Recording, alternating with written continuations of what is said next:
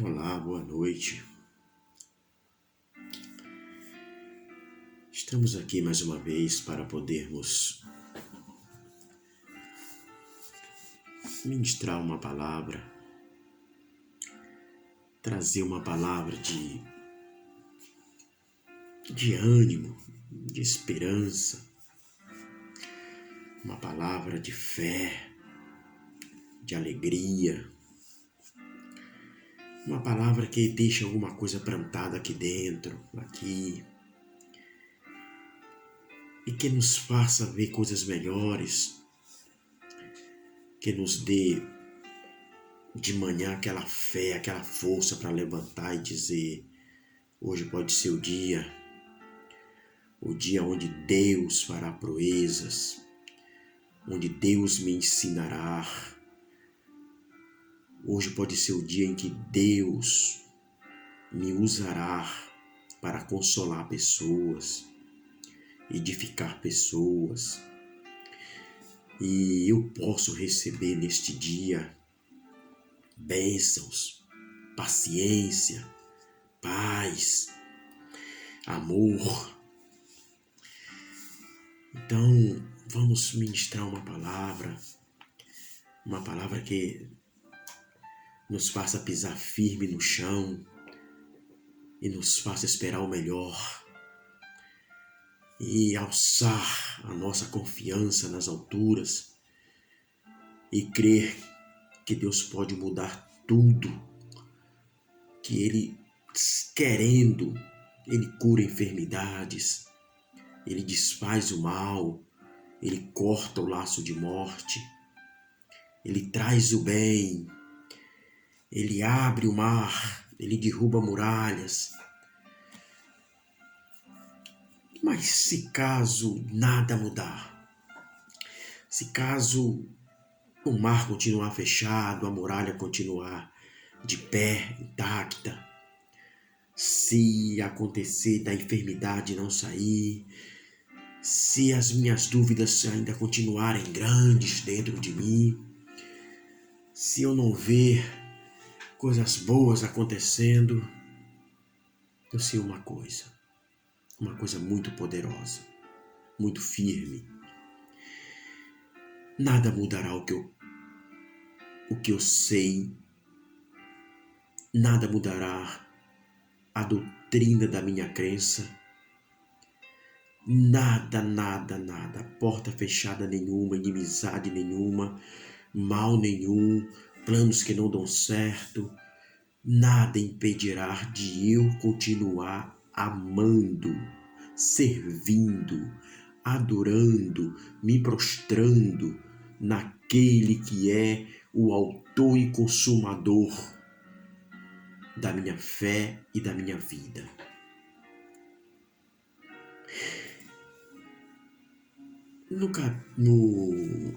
No livro de Lucas, lá no capítulo, se não me engano, 23 de Lucas, nós temos uma passagem muito interessante. Ali fala que dois discípulos, dois seguidores do caminho, iam numa estrada para uma aldeia pequena chamada Emaús. Esta aldeia ficava a mais ou menos uns 11 quilômetros de Jerusalém. Eles estavam saindo de Jerusalém e estavam indo a pé para Emaús. E interessante que a conversa daqueles dois discípulos girava em torno não da política de Jerusalém, não do mal que Caifás e Anás representava para a nação. Não.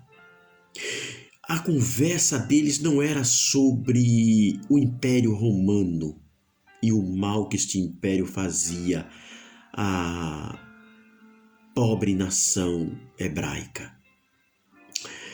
A conversa deles era a respeito de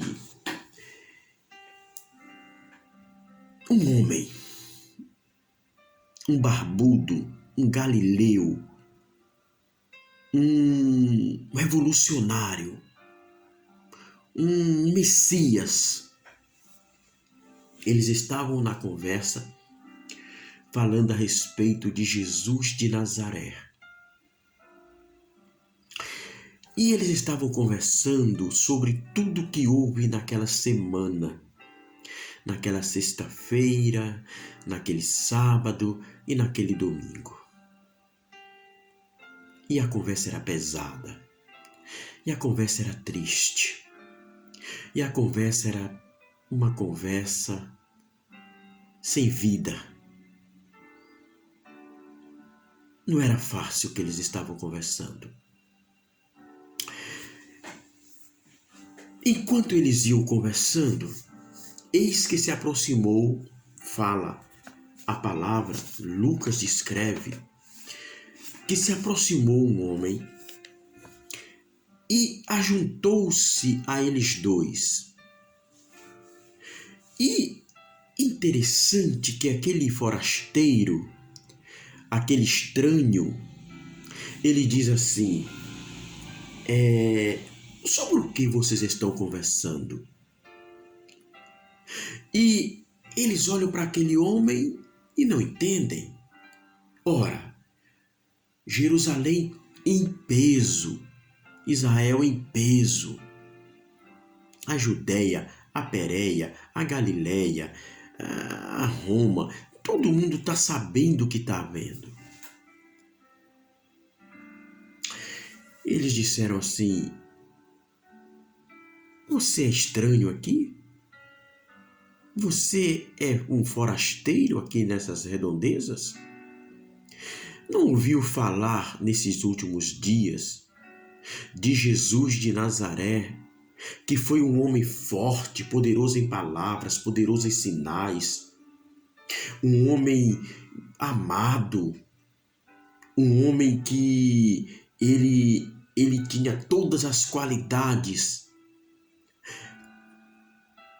todos os atributos, todos os dons para livrar a Israel do jugo romano e para fazer de Israel uma grande nação.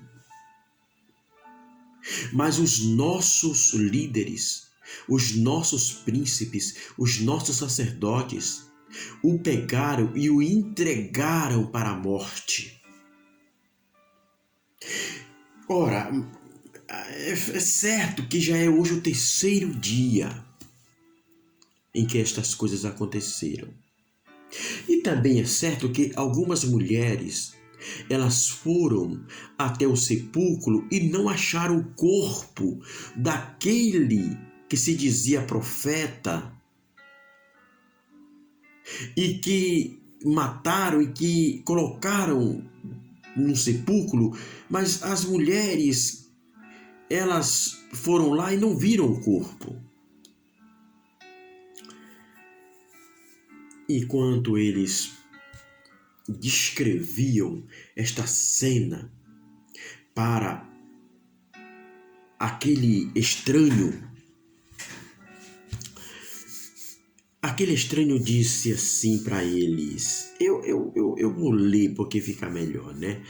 Ele vai chamar eles de lerdos, né? Ele vai chamar eles de lentos no entendimento, né? Ele diz assim, ele pergunta sobre o que vocês estão discutindo enquanto caminham. Aí um chamado Cleófas fala tudo isso que eu disse, né, a respeito daquele homem que se dizia profeta e poderoso em obras. Aí ele vai dizer assim,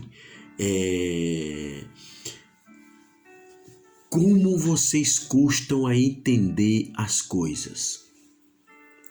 Como vocês são lentos para discernir os acontecimentos? E ele diz assim, como vocês demoram a crer em tudo que os profetas falaram? Não devia o Cristo sofrer estas coisas para depois entrar na sua glória? E ele, começando por Moisés e pelos profetas, lhes explicou o que dele estava escrito na Torá, nos poéticos, nos sapiensais,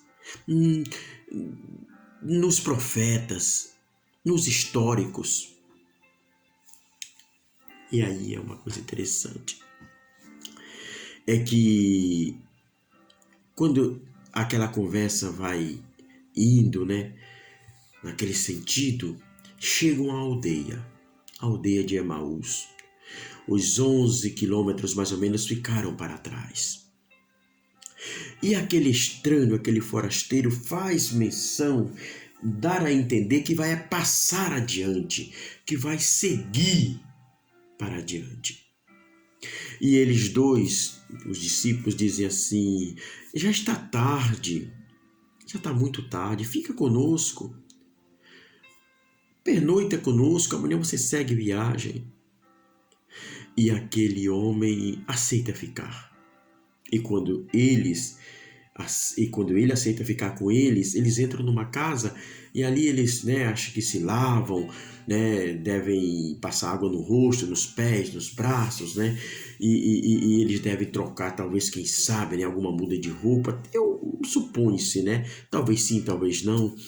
A palavra diz que eles começam a pegar pães para repartir, para comerem e quem sabe depois conversarem, falarem das dores, das desilusões e dormirem.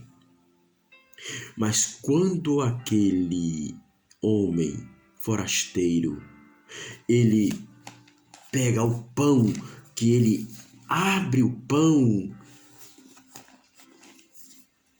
fica claro que a maneira de pegar o pão e de partir o pão, e fica mais claro ainda sobre o que ele falava, explicando as Escrituras, que ele não era um qualquer. Ele era Jesus Cristo ressuscitado dentre os mortos. E ele some no meio deles, na mesa da ceia. Ele some, ele desaparece. Eles tomam um choque, eles falam: porventura não ardia aqui o peito quando ele falava conosco pelo caminho e nos explicava as Escrituras? E eles levantaram e voltaram rapidamente para Jerusalém e encontraram os discípulos e falaram, os discípulos falaram: olha, fomos ao sepulcro, as mulheres foram ao sepulcro, o sepulcro está vazio. E eles dois dizem assim: encontramos o Cristo, o Messias, ele está vivo, nós estivemos com ele. Isso é muito bom. Isso é muito bom. Mas uma coisa deve ficar clara aqui para nós, muito clara. E a coisa é a seguinte: tem vez nas nossas vidas que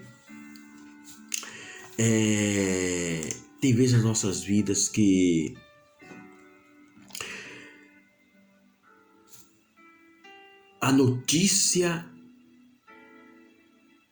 boa, a notícia de alegria, a notícia de vitória, a notícia que traz para dentro de nós vida, esperança, fé, confiança, ela é suplantada, pisada, deixada para trás e tem menos poder do que a notícia má.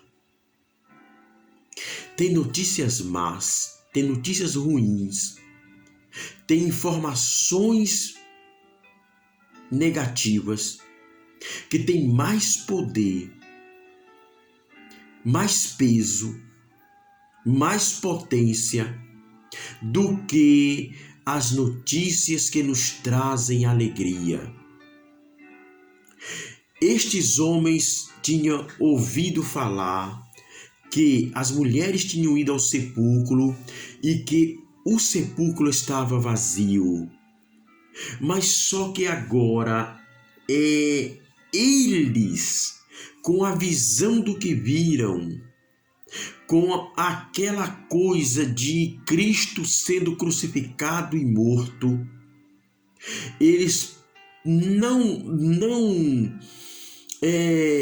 tem mais espaço dentro da alma e do coração. Eles não têm mais espaço para acreditar que as mulheres estão falando uma notícia boa, que o profeta ressuscitou, que o profeta era verdadeiro, que o profeta era de Deus, que o profeta continuava poderoso, que o profeta ressuscitou, que o profeta de fato era alguém real, era alguém vivo, era alguém tremendo, era alguém poderoso, era alguém santo, era alguém que venceu a morte. A informação das mulheres, a notícia daquelas mulheres, a boa nova daquelas mulheres não foi absolutamente suficiente para tirar do âmago da alma deles, do coração deles, a visão da dor, dos olhos que eles viram do Cristo sendo tirado, ensanguentado da cruz e sendo enterrado numa tumba. Em nossas vidas, muitas vezes, há tantas notícias boas que ouvimos nas mensagens, nas pregações, no rádio, no YouTube, na televisão, em tantos lugares nós ouvimos notícias boas, notícias poderosas, informações que nos pode alçar ao pináculo da glória, nos fazer conseguir e ver coisas boas e sair para uma vida de alegria, uma vida de paz, ainda que tudo seja trevas, ainda que tudo esteja caindo ao redor, ainda que as portas estejam fechadas, mas vem aquela palavra de Deus, aquela palavra viva, aquela palavra eterna, aquela palavra vira dentro de nós, fogo consumidor, aquela palavra remexe com tudo e ela tem o poder de nos tirar do ostracismo, das trevas, da doença, da guerra e nos colocar num lugar alto, na comunhão com Deus, numa dimensão eterna. Mas a situação que estamos passando é tão terrível, ela é tão má, ela é tão pesada, que ela tem mais peso, tem mais poder do que o que alguém com a palavra de Deus nos ensina e nos diz. E por que isso acontece? E por que essas coisas nos invadem e nos deixam numa situação assim, como os discípulos? Será que é preciso que Cristo apareça no nosso quarto, na nossa sala, na nossa cozinha, no nosso trabalho, no nosso caminho e diga: eu ressuscitei, eu estou aqui? Será que é preciso que ele apareça e ele diga assim: não temas, eu estou contigo. Não temas, eu estou contigo. Não temas. Olha, meus irmãos, deixa eu falar uma coisa para vocês.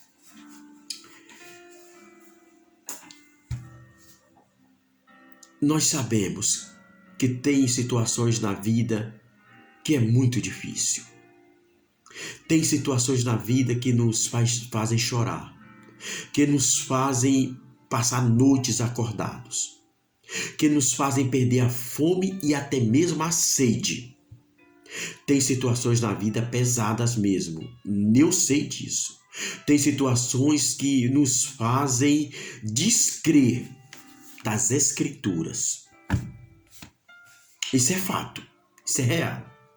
Mas deixa eu lhe falar uma coisa. Querida irmã, querido irmão, deixe-me ser bem claro.